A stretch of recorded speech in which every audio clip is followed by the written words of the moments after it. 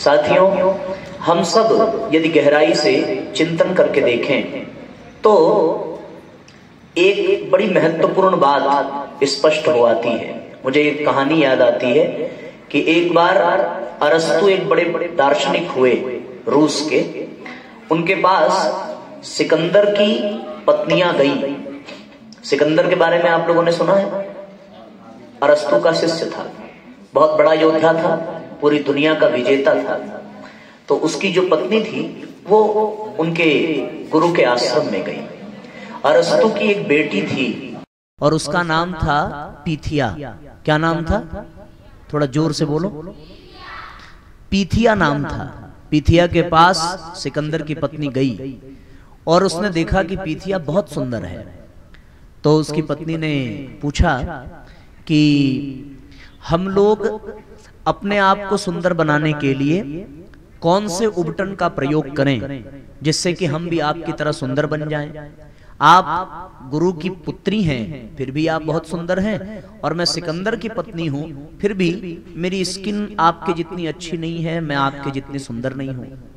पीथिया ने अपने पास उनको बिठाया और बिठा करके कहा कि जीवन में सबसे बड़ी सुंदरता शरीर की नहीं होती, वास्तविक सुंदरता होती है सद्गुणों की। जिसके जीवन में सद्गुण हो, जिसके जीवन में शालीनता हो, जिसके जीवन में विनम्रता हो, वही उसका वास्तविक सौंदर्य होता है। हम सब हमेशा अपने स्वरूप, अपने सामर्थ्य पर ही चिंतन करते हैं कि हम अच्छे से अच्छा दिखें, हमारी पावर बहुत ज्यादा होनी चाहिए, पैसे से, शरीर से, परिवार से, पर हम सब का ध्यान अपने स्वभाव पर, अपने व्यक्तित्व पर, अपने गुणों पर नहीं जाता।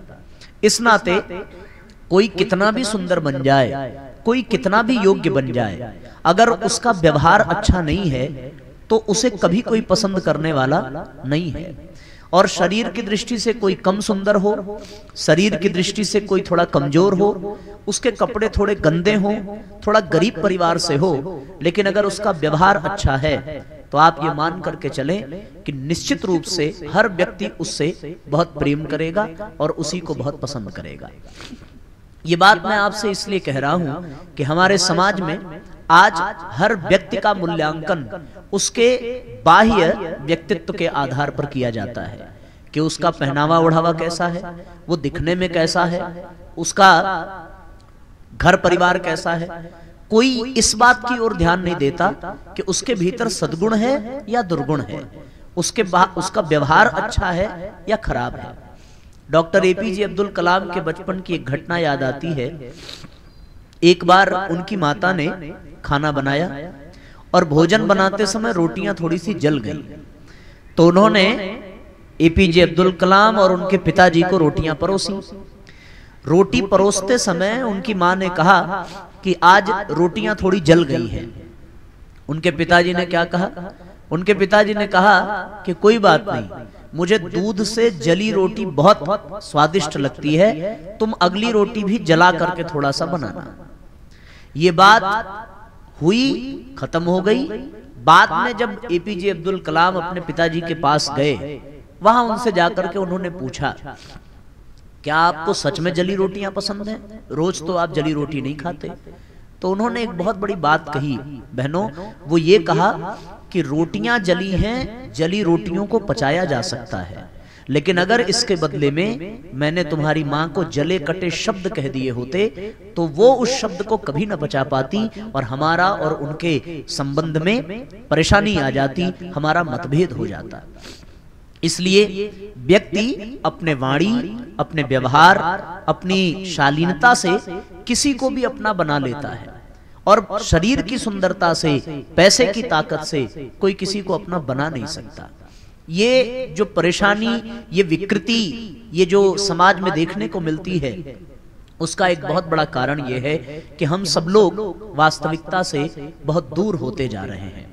और वास्तविकता को समझने के लिए साथियों, हम सब लोगों को आज इस सत्र को बहुत गहराई से समझने की आवश्यकता है। यदि हम लोग गहराई से चिंतन करके देखें तो आप केवल और केवल इतनी कल्पना करिए कि एक आदमी बिल्कुल सत्यवादी हो, बहुत अच्छा हो, लेकिन अगर उसका व्यवहार खराब है, अगर वो अपशब्द कहता है, तो उसके साथ कोई भी रहना पसंद नहीं करेगा। चोर भले चोरी करता है, लेकिन वो भी चाहता है कि उसके साथ रहने वाले जितने भी लोग हैं वो बेईमान हो कि ईमानदार हो, ईमानदार ही हो। कई घरों से जब चोरी करके वो इकट्ठा करेगा और ला करके आपस में बांटेगा, तो एक ही भाव रहता है कि सबको ईमानदारी से मिले। यानी चोर भले ही चोरी कर रहा है, पर वो भी ईमानदारी का ही पुजारी है। इस संसार में केवल और केवल सद्गुणों का ही सम्मान होता है और किसी का सम्मान नहीं होता। हम लोग राम और कृष्ण की पूजा करते हैं, इसलिए नहीं करते कि वो बहुत शक्तिशाली थे, इसलिए नहीं करते कि वो भगवान थे, इसलिए भी नहीं करते कि वो राजा थे, इसलिए भी नहीं करते कि वो बहुत सुंदर थे। केवल और केवल उनकी पूजा और उनका सम्मान इसीलिए होता है क्योंकि उन्होंने अपने जीवन में शुद्ध आचरण करके दिखाया है। शास्त्र कहता है रामो विग्रहवान धर्मः, अर्थात राम साक्षात धर्म की मूर्ति है। पत्नी के प्रति कैसा व्यवहार होना चाहिए, परिवार के प्रति कैसा व्यवहार होना चाहिए, माता पिता के प्रति कैसा व्यवहार होना चाहिए, मित्र के प्रति कैसा आचरण होना चाहिए, ये हमें उनके जीवन से सीखने को मिलता है। आपने भगवान कृष्ण की कहानी सुनी होगी कि उनके बुआ का ही लड़का, क्या नाम था, शिशुपाल। पता है ये कहानी? इसमें एक ही कथा आती है और वो बच्चियों ये आती है कि शिशुपाल की माँ को भगवान ने ये वचन दिया था कि मैं इसके 100 दोष माफ कर दूंगा। क्यों ऐसा वचन दिया? क्योंकि उसके भाग्य में ये लिखा था कि शिशुपाल भगवान कृष्ण के हाथों से मारा जाएगा। इसलिए भगवान ने ये उनकी माता को वचन दिया कि आप चिंता मत करिए, जब ये मेरे प्रति 100 से अधिक गलती करेगा तभी मैं इसको मारूंगा। और आप सबको पता ही होगा कि शिशुपाल ने 99 गालियां भगवान को दी, तब तक भगवान को न क्रोध आया, न कोई कष्ट हुआ, कोई दिक्कत नहीं हुई। जब 100 से भी अधिक गालियां दी, तब भगवान ने शिशुपाल का वध किया। इसका तात्पर्य क्या है? जो सर्वसमर्थ है, एक इशारे पर जो शिशुपाल को मार सकता है, उसके बावजूद भी यदि वो उसके 100 दोषों को क्षमा करते हैं, तो इसका तात्पर्य क्या है? इसका तात्पर्य ये है, ये उनका सद्गुण है, ये उनकी विशेषता है, ये उनकी महिमा है। हम सब लोगों को अपने व्यक्तित्व पर काम करने की आवश्यकता है। हम कितना भी सच संवर लें, कितनी भी कोशिशें कर लें, पर हम किसी के प्रिय तभी बन सकते हैं जब हमारे जीवन में सद्गुण होगा, सत्प्रवृत्तियां होंगी, शुद्ध व्यवहार होगा, अन्यथा हम कभी अपने जीवन में सफल नहीं हो सकते। आप सबको पता होगा कि जब कभी भी कोई बड़े एग्जामिनेशन में बच्चे बैठते हैं, कॉम्पिटिटिव एग्जाम में, तो वो मेहनत करते हैं, पढ़ाई करते हैं और उसको पास आउट कर लेते हैं। इसके बाद भी उनका इंटरव्यू करने की क्यों जरूरत पड़ती है? आपने कभी विचार किया है? अगर कॉम्पिटिटिव एग्जाम में, रिटन एग्जाम में वो अच्छे अंक से क्वालिफाई कर रहे हैं, इसके बाद भी इंटरव्यू केवल इसलिए लिया जाता है कि रिटन एग्जाम में तो उनकी बुद्धि का परीक्षण हो गया, पर इंटरव्यू में उनके व्यवहार, उनके हाव भाव और उनके व्यक्तित्व का परीक्षण होता है। उनको बोलने आता है कि नहीं आता, उनको सही व्यवहार करने आता है कि नहीं आता, उनका एटीट्यूड कैसा है, उनकी पर्सनालिटी कैसी है, ये सारी बातें उसमें नोटिस की जाती हैं। अच्छे अच्छे लोग जो रिटन एग्जाम में बहुत अच्छा स्कोर करते हैं, पर इंटरव्यू में वो सफल नहीं हो पाते, उसका एक बहुत बड़ा कारण ये होता है कि उनका अपना व्यक्तित्व प्रभावकारी नहीं होता। आप कहेंगे साहब व्यक्तित्व को प्रभावकारी कैसे बनाएं? आप कोई आपके सामने व्यवहार करे या ना करे, अब देखो एक व्यक्तित्व ये भी है, ये बिटिया एक घास का तिनका उठा रही है, उसके सिर पे डाल रही है। एक व्यक्तित्व बेटा यही भी है। हम लोग यहाँ पे हैं, अभी बात बहुत अच्छी कर रहे हैं, लेकिन ध्यान कहाँ है? ध्यान ऐसा ही है, इसी को कहते हैं व्यक्तित्व। मेरा कोई पर्सनल इससे कोई दोष नहीं है, कोई दुराव नहीं है, लेकिन ये कितनी बड़ी मूर्खता है कि यहाँ कितनी महत्वपूर्ण बात चल रही है, पर इसका दिमाग कहाँ है? घास का तिनका उठाया, उसके सिर पे डाला। अपने तो ध्यान से सुन नहीं रही है, उसको भी ध्यान से सुनने नहीं दे रही है, वो भी बेचारी डिस्टर्ब हो गई। एक ऐसा भी व्यक्तित्व होता है, पर एक ऐसा भी व्यक्तित्व है कि हम लोग ध्यान से इन बातों को सुन रहे हैं, समझ रहे हैं। मैं निवेदन क्या कर रहा था, मैं यही आपको बता रहा था कि हम अपने व्यक्तित्व को कैसे अच्छा बना सकते हैं, हम अपने भीतर सद्गुणों को, सत्प्रवृत्तियों को कैसे विकसित कर सकते हैं। इसके एक नहीं अनेकों मापदंड आपको मिल जाएंगे और अनेकों आपको उदाहरण मिल जाएंगे जब आदमी किसी को भी अपने व्यक्तित्व से अपना बना लेता है। इसलिए साथियों, हम सबको अगर वास्तव में अपने ऊपर काम करने की जरूरत है तो हमारे एग्जाम में नंबर 2-4 कम आ जाएं चलेगा, लेकिन हमारे भीतर सद्गुण हमेशा बढ़ते रहने चाहिए। आपने सुना होगा, महात्मा गांधी के जीवन की घटना है। महात्मा गांधी ने एग्जामिनेशन हॉल में बैठ करके परीक्षा दी। सारे बच्चे परीक्षा दे रहे थे और सब नकल मार रहे थे, वो चुपचाप बैठे थे। उनके अध्यापक ने उनसे पूछा कि सब लोग नकल मार रहे हैं, आपको भी देख लेना चाहिए, कर लेना चाहिए। उन्होंने क्या कहा? उन्होंने कहा कि मेरी मां और मेरे पिता ने मुझे ईमानदारी का पाठ सिखाया है। मैंने अपने जीवन में हरिश्चंद्र के जीवन प्रसंगों को सुना है, जिन्होंने सत्य की रक्षा के लिए न केवल अपना बल्कि अपने परिवार और अपने खानदान का भी त्याग कर दिया। और मैं पास होने के लिए अगर इस तरह की बेईमानी करूं तो मुझसे बड़ा मूर्ख और कोई नहीं होगा। मैं नंबर तो अवश्य अच्छा ले आऊंगा, लेकिन मेरे अंदर ईमानदारी का भाव खत्म हो जाएगा। जीवन की सफलता किस आधार पर मूल्यांकन की जाए? अपने व्यक्तित्व के आधार पर मूल्यांकन करनी चाहिए। मैं आपको कितने उदाहरण दूं, ऐसे अनेकों उदाहरण हैं जब इन उदाहरणों के माध्यम से जीवन में महापुरुषों ने अपनी एक छाप छोड़ी है। महात्मा गांधी की घटना याद आती है। विदेश में जब वो पढ़ रहे थे तो उनके मित्रों ने उनके सामने शराब और मांस रखे कि हम लोग खा रहे हैं, तुम नहीं खाते, थोड़ा बहुत तो ले लो।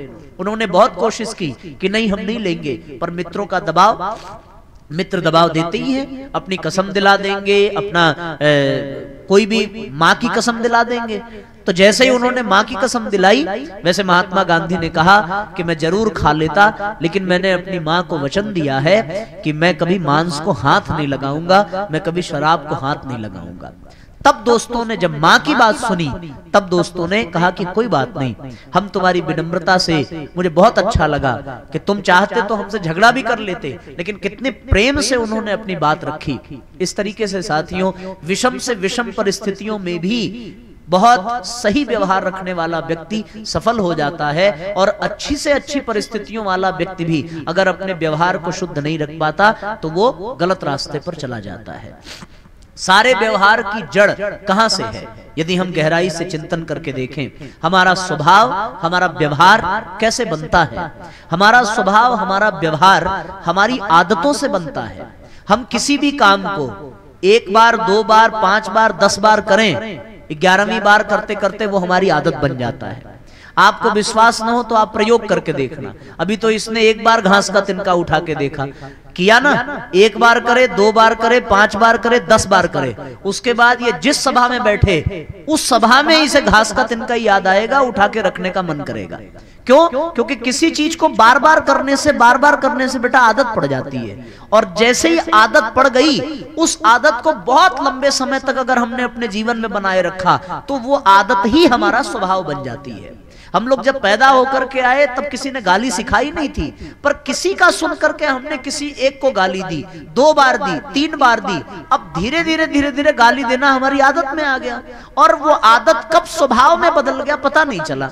क्योंकि किसी भी कार्य को करो, वो करते करते आदत बन जाता है, आदत बनते बनते स्वभाव बन जाता है, और वो स्वभाव ही आगे चल करके हमारा संस्कार बन जाता है। हमने कभी गुस्से में 1 बार ऊंची आवाज में बात की, 2 बार की, 3 बार की, अब ये धीरे धीरे आदत बन गई। अब हर बात में हमें गुस्सा आने लगा, हर बात में हम झल्लाने लगे। धीरे धीरे समय बीता, 1 साल बीता, 2 साल बीता, ये आदत बनी रही। अब ये हमारा क्या बन गया? स्वभाव बन गया।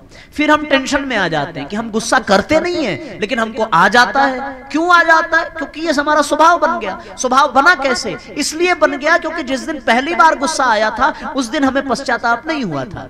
उस दिन अगर हमने अपने आप को समझा लिया होता, रोक लिया होता, तब हमारी ये आदत न बनती, तब हमारा ये स्वभाव न बनता। और इस तरह के स्वभाव को लेकर के हम कभी भी किसी के जीवन में श्रेष्ठ बन नहीं सकते, कभी भी किसी के प्रिय नहीं बन सकते, कभी भी हम सम्मान नहीं पा सकते। अगर सम्मान पाना है तो केवल और केवल इस नाते ही मिलता है कि साथियों सद्गुण के नाते, सद्व्यवहार के नाते। और सीधी सी बात है, हमारा व्यवहार, हमारा स्वभाव, हमारी आदतें, उसको बदलने का एक बड़ा प्यारा सूत्र है। आप लोगों ने कैलेंडर देखा है? किसने देखा? हाथ उठाओ जरा। कैलेंडर जब हम लोग खरीदने जाते हैं या चार्ट पेपर खरीदने जाते हैं तो वो रोल करके देता है, रबड़ लगा के देता है। घर ला करके हम रबड़ निकालते हैं, चार्ट पेपर को खोलते हैं तो वो सीधा रहता है कि मुड़ जाता है? उसको सीधा करने के लिए क्या करते हैं बच्चों? उल्टा मोड़ते हैं। उल्टा मोड़ने पर धीरे धीरे वो सीधा हो जाता है। बस यही काम अपने व्यक्तित्व को ठीक करने के लिए करने की आवश्यकता है। केवल इतना ही हमें ये प्रयास करना है जानने का कि हमारे व्यक्तित्व में कौन सी बुरी चीज घुस गई। क्रोध घुस गया, कि निंदा करना घुस गया, कि ईर्ष्या करना घुस गया, कि द्वेष रखना घुस गया, कि झूठ बोलना, कि चोरी करना, कि बेईमानी करना, कि गाली देना। कुछ न कुछ बुराइयां सबके भीतर होती हैं। अगर बुराई ना हो हमारे भीतर तो फिर हम इंसान से भगवान ही बन जाएं। लेकिन अगर हम इंसान हैं तो कहीं ना कहीं कोई ना कोई कमी तो अवश्य है। वो अलग बात है कि वो कमी हमारे सिवा कोई जानता है या नहीं जानता। अगर हमें पता चल जाए कि हमारे भीतर कौन सी कमी है तो उसको ठीक करने का एक ही उपाय है कि उस एक कमी को ठीक अपोजिट डायरेक्शन में लेकर के चलें तो वो कमी अपने आप दूर होती चली जाएगी। और गुरुजी ने एक ही बात कही है कि अपना सुधार ही संसार की सबसे बड़ी सेवा है। अगर आप इस संसार की सेवा करना चाहते हैं, किसी की मदद करना चाहते हैं, तो आप केवल इतना कर ले कि अपने भीतर की बुराइयों को हम बाहर निकाल करके फेंक दें और अपने भीतर केवल अच्छाइयों को धारण करते चले जाएं। बस इतने से ही हमारा व्यक्तित्व बदल जाता है। मैं आपके सामने ये बात इसलिए नहीं कह रहा हूं कि यहां जितने लोग बैठे हैं सबका व्यक्तित्व खराब है, लेकिन इतना अवश्य दावे के साथ कह सकता हूं कि यदि मेरे अंदर भी बुराई है तो आपके अंदर भी कुछ ना कुछ कमी होगी। वो अलग बात है कि आपके सिवा उसे कोई और न जानता हो। अपने जीवन में अपनी कमियों को खोजना ही आत्म समीक्षा कहलाता है।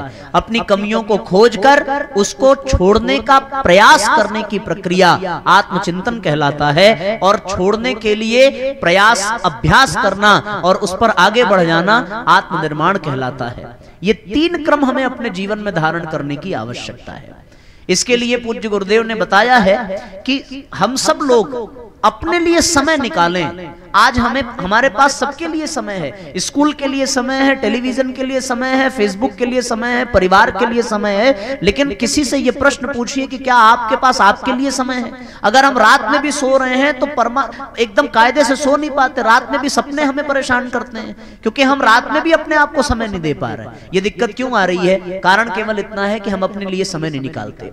और बच्चों, सिद्धांत ये कहता है कि अगर हमें अपने आप को ठीक करना है तो अपना मूल्यांकन तो करना पड़ेगा, अपना परीक्षण तो करना पड़ेगा। उसके लिए हमें 24 घंटे में एक निश्चित समय रख करके उसका प्रयास करना चाहिए। आप जब बिस्तर पर सोने जाते हैं तो बिस्तर पर सोने से ठीक पहले ऐसा तो है नहीं कि बिस्तर पे गिरे और तुरंत मरे।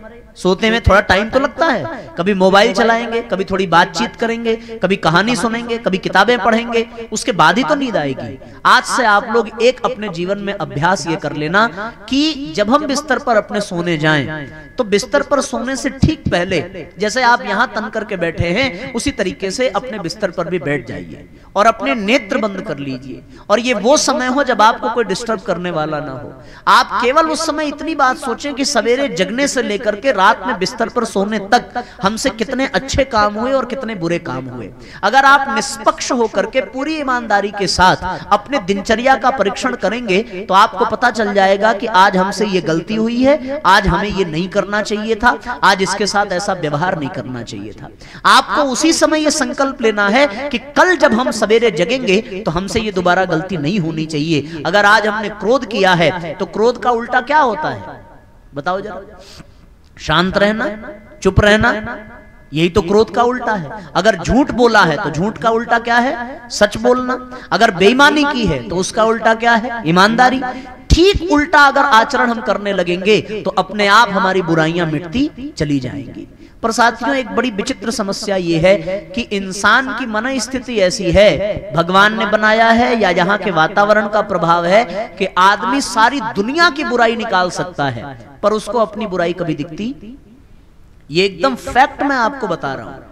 हमको अगर कह दिया जाए कि अगर हमें किसी की, आदमी भगवान तक में बुराई ढूंढ लेता है। मैं आपको एक सच्ची घटना बताऊं। एक आदमी ने कहा कि मैं आज से ये सोच लिया है कि भगवान ने जितने गलत काम किए हैं उन सब गलत कामों की एक डायरी बनाऊंगा। अपने मित्र के साथ निकल पड़ा। रास्ते में जाने लगा तो एक छत पर कद्दू का पेड़ दिखा। कद्दू जानते हो आप लोग? लौकी को बोलते हैं ना यहाँ पे कद्दू। हाँ, किसको बोलते हैं? कोने को? लौकी को क्या बोलते हैं? लौकी बोलते हैं। हाँ, हम लोग तो कई राज्यों में जाते हैं ना, तो इसलिए थोड़ा कंफ्यूजन रहता है बच्चों। हाँ, तो आप देखो, लौकी का पेड़ देखा है आप लोगों ने? किसने देखा? हाथ उठाओ जरा। पीले रंग का होता है कि लाल रंग का?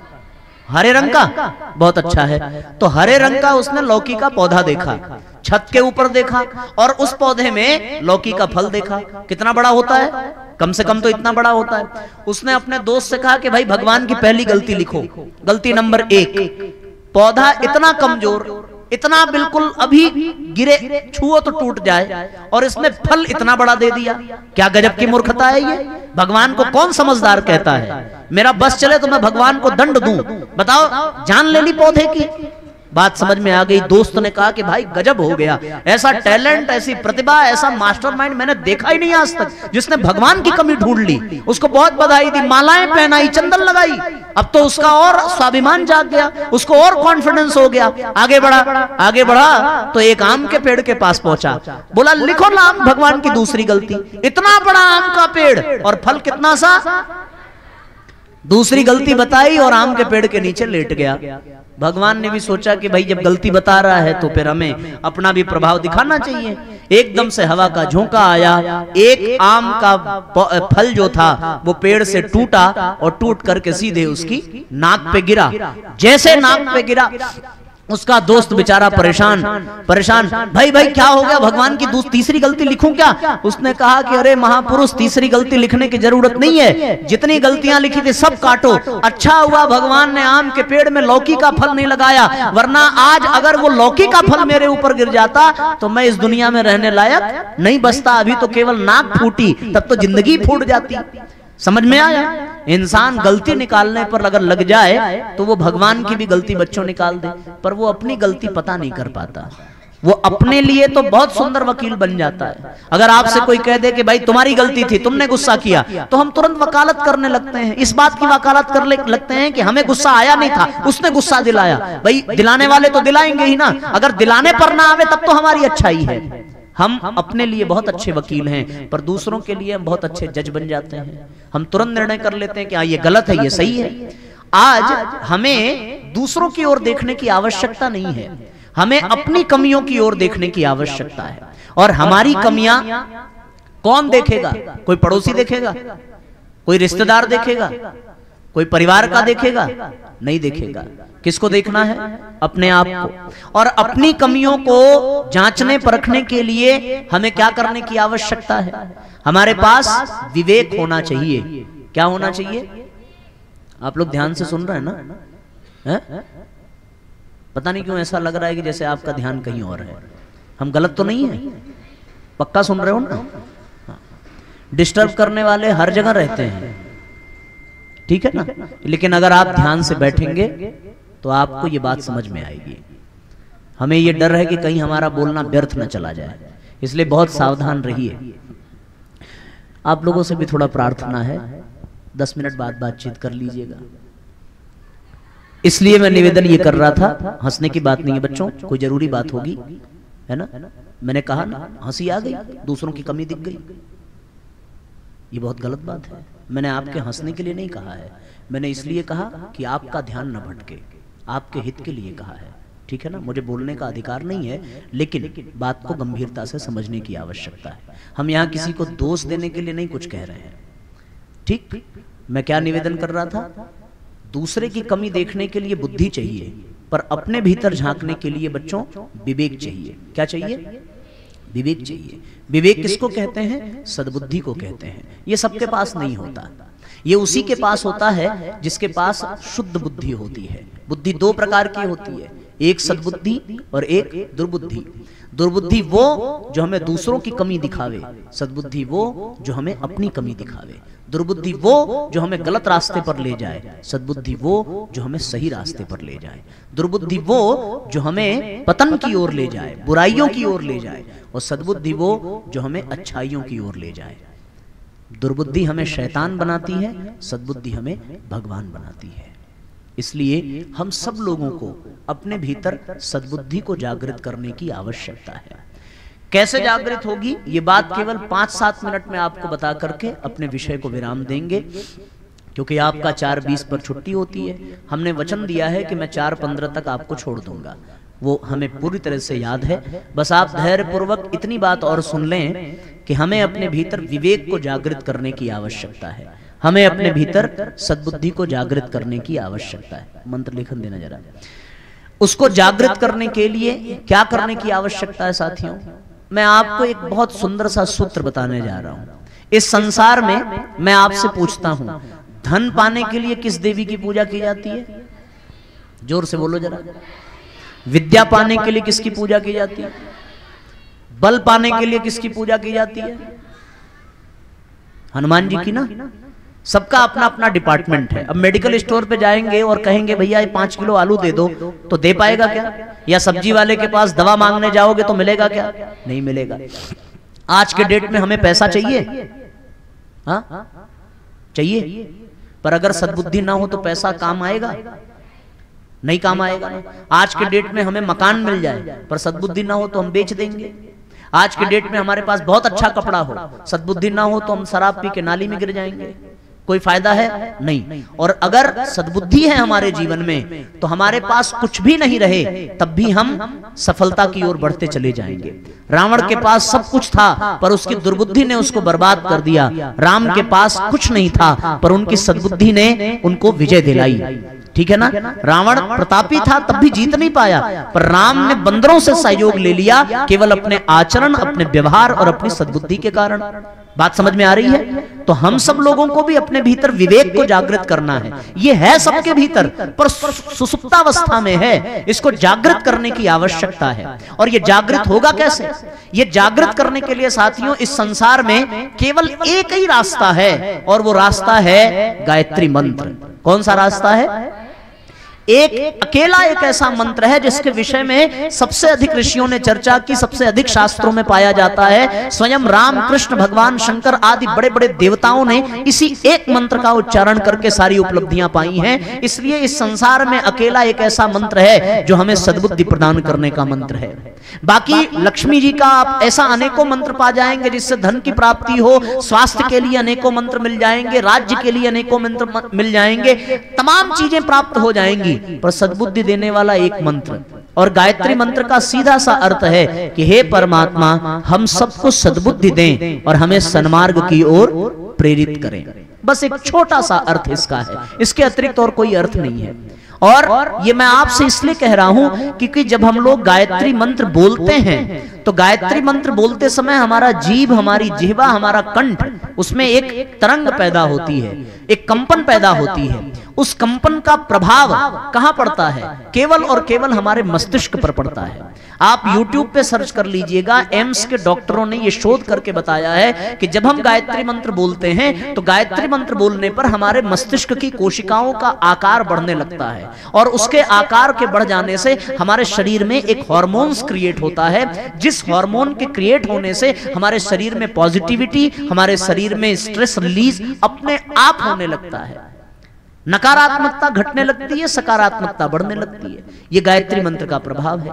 ये कोई चमत्कार नहीं है, ये एक विज्ञान है, क्योंकि गायत्री मंत्र में उन अक्षरों को जोड़ करके ऋषियों ने बना दिया है कि उन अक्षरों का उच्चारण करने से अपने आप शरीर में ये परिवर्तन होने लगते हैं। हमारा मस्तिष्क अपने आप सक्रिय हो जाता है। आपको विश्वास मेरी बात पे ना हो तो करने की आवश्यकता भी नहीं है, लेकिन निवेदन इतना करूंगा कि आप एक बार एक्सपेरिमेंट करके देखना। आप कभी भी जब कभी बहुत टेंशन में हो, बहुत तनाव में हो, तो आप कमर सीधी करके बैठना, नेत्र बंद करके केवल 10 मिनट तक गायत्री मंत्र बोलना। बस इस तरीके से बोलना कि आपके ओठ हिले, आपकी जीभ हिले, पर आपके बगल में बैठा हुआ व्यक्ति सुनने ना पावे। अगर आपने इस तरीके से 10 मिनट गायत्री मंत्र का उच्चारण किया तो मैं आपको विश्वास दिलाता हूं कि अगले 10 मिनट के बाद आपका स्ट्रेस लेवल खत्म हो जाएगा, आपका टेंशन पैरामीटर बहुत नीचे चला जाएगा।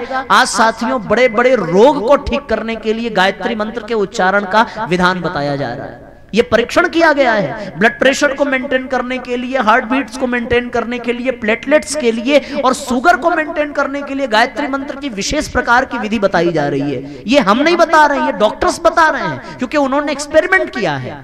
और ये बच्चों, हमारे विद्यालय के हर विद्यार्थियों को पहले गायत्री मंत्र दीक्षारंभ संस्कार में दिया जाता था, उसके बाद उनको विद्यालय में दाखिला मिलता था। ये परंपरा थी हमारे गुरुकुल के, हमारे ऋषियों की। आज ये परंपरा समाप्त हो गई है। चाहे सिलेबस का प्रेशर हो, चाहे मास्टर की अपनी मजबूरी हो, चाहे पेरेंट्स की अपनी मजबूरी हो, लेकिन आज हम आपके बीच में केवल और केवल इसीलिए आए हैं कि आपको हम गायत्री मंत्र के विषय में बता सकें। और किस लिए बताना जरूरी है? क्योंकि हमें अपने जीवन में अपनी बुराइयों को ध्यान देने की आवश्यकता है। आदमी आज अपनी बुराई पर ध्यान नहीं देता। एक आदमी नीचे से जा रहा था और ऊपर छत पर खड़े व्यक्ति ने पान खा करके नीचे थूक दिया। उसने शिकायत की कि भैया नीचे देख करके नहीं थूक सकते थे। उस आदमी ने वापस शिकायत की कि तुम ऊपर देख के नहीं चल सकते थे।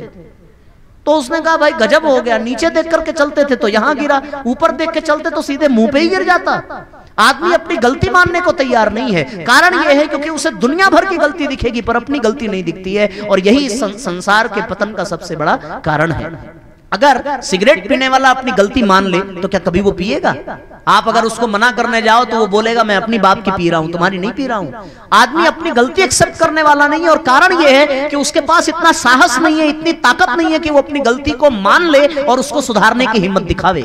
ये कोई कर नहीं सकता। ये कौन कर सकता है? जिसमें मनोबल हो, जिसमें आत्मबल हो, जिसमें संकल्प शक्ति हो। और गायत्री मंत्र की विशेषता है बच्चों कि गायत्री मंत्र हमारी संकल्प शक्ति को, आत्मबल को, मनोबल को, हमारी विल पावर को बढ़ाता है। एक बार जिसने गायत्री मंत्र को जपने का अभ्यास कर लिया, उसका मनोबल, आत्मबल इतना बढ़ जाएगा कि पूरे संसार की बुराइयां एक साथ उसके ऊपर आक्रमण करें तब भी उसका बाल बांका नहीं कर सकती। क्योंकि बरसात से बचने के लिए बारिश को हटाया नहीं जा सकता। बरसात से बचने के लिए अपने सिर पे छाता टांग लेना ज्यादा प्रभावकारी होता है। गायत्री मंत्र हमारे लिए एक सुरक्षा कवच बन जाता है जो हमें बुराइयों से बचाता है।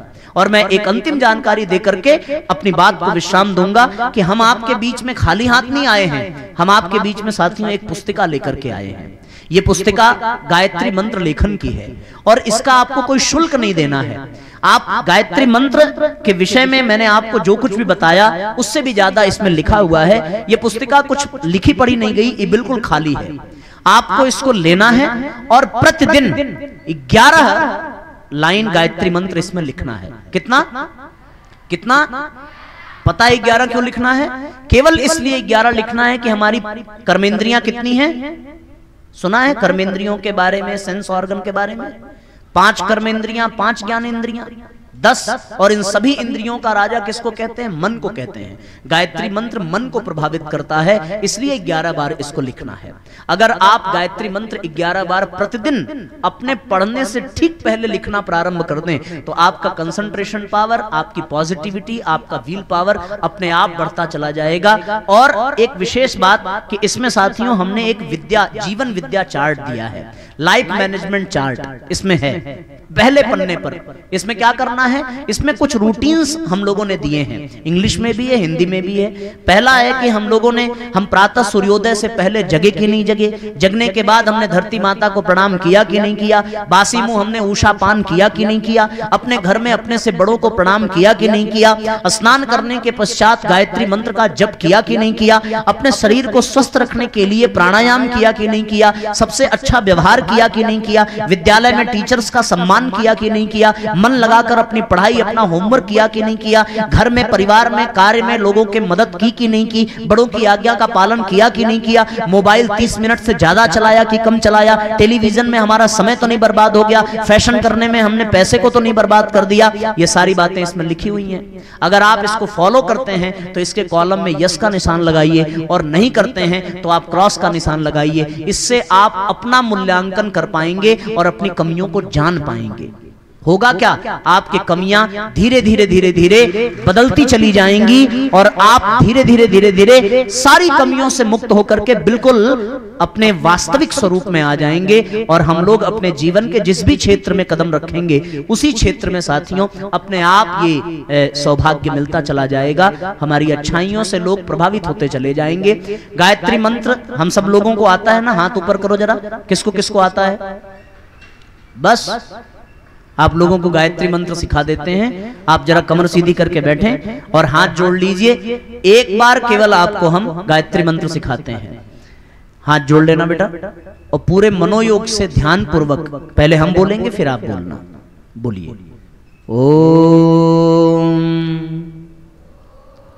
भूर भुवः स्वः तत् सवितुर वरेण्यं भर्गो देवस्य धीमहि धियो यो नः प्रचोदयात्। बस ये बेटा इतना गायत्री मंत्र है, इसको हमें अपने जीवन में धारण करना है। और मैं आपके विद्यालय प्रबंधन से ये निवेदन करूंगा कि इनकी अनुमति हो और आप सब इच्छा प्रकट करेंगे तो ये निःशुल्क आपको दी जाएगी। और जब ये आप 11 लाइन प्रतिदिन लिख करके भर लेंगे तो ये हम आपसे वापस ले लेंगे। पर शर्त ये है कि जब ये आपको दी जाए तो आप इससे ग्लास का पानी ढकने में मत उपयोग करिएगा, इसको फाड़ के नमकीन बांधने के लिए उपयोग मत करिएगा, मोबाइल में बात करके इस पे चिड़िया और पशु पक्षी बनाने की कोशिश मत करिएगा। ये बिल्कुल सही स्थिति में वापस मिलना चाहिए। और मैं आपको ये आश्वासन देता हूं कि जब आप ये कंप्लीट करके जमा करेंगे तो पूरे विद्यालय में जिसकी कॉपी सबसे अच्छी होगी, अच्छी राइटिंग में होगी, उसको हमारे गायत्री परिवार की ओर से कुछ न कुछ उपहार और पुरस्कार भी दिया जाएगा, जिससे लोगों को प्रेरणा मिल सके कि किसी भी कार्य को ईमानदारी से करना चाहिए। ठीक है ना? तुम बेटा जरूर लेना, ठीक है ना? तुम्हें बहुत जरूरत है इसकी, नहीं तो फिर घास में ही जिंदगी बीत जाएगी। इसलिए इन्हीं बातों के साथ मैं आपके विद्यालय प्रबंधन को और विशेषकर बच्चों आप लोगों को, जिससे कि आप लोगों ने इतना धैर्य से हमारी बातों को सुना है, आप सब लोग इस गायत्री मंत्र से जुड़िए। और ये जो आप लोगों ने यहाँ पे कार्यशाला देखी है, इस तरीके से हम लोग पूरे भारत में बहुत सारे विद्यालयों में जा रहे हैं, अलग अलग विषयों पर, stress management, time management, addiction आदि विषयों पर हम लोग बातें करते हैं। आप वो सारे वीडियोस हमारे YouTube चैनल पर भी आप देख सकते हैं। गायत्री शक्तिपीठ वाराणसी के नाम से हमारा YouTube चैनल है, आप उस पर विजिट करेंगे और हम रोज 8 बजे उस पर लाइव आते हैं स्पेशली स्टूडेंट्स के लिए। तो आप उसमें जुड़ें और जुड़ करके उससे लाभान्वित हों। और सभी लोग ये गायत्री मंत्र की पत्रिका लिखें। और पर ये आपको मिलेगा कब? जब आप ये बता देंगे कि किस क्लास से कितने बच्चों को ये चाहिए। तो ये जब हमारे पास आंकड़ा आ जाएगा कि 100, 200, 500 जितनी भी जरूरत होगी, हम गायत्री परिवार के किसी कार्यकर्ता के द्वारा यहाँ भिजवा देंगे। आपको वो लिख करके वापस कर देना होगा। बस इतनी सी प्रार्थना थी।